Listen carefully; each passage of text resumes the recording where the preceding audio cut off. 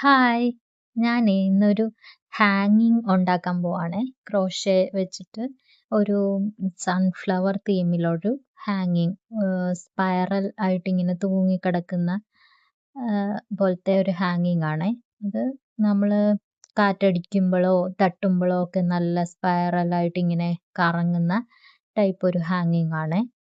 അപ്പം ഞാൻ ഒരുപാട് ക്രോഷേ ഐറ്റംസ് ഒക്കെ ചെയ്തിട്ടുണ്ടെങ്കിലും വാൾ ഹാങ്ങിങ്സ് അധികം അങ്ങനെ ട്രൈ ചെയ്തിട്ടില്ല. അപ്പോൾ ഒരു സൺഫ്ലവർ തീമിലൊരു ഹാങ്ങിങ് ചെയ്ത് നോക്കിയാലോ എന്ന് വിചാരിച്ച് ഉണ്ടാക്കിയതാണേ.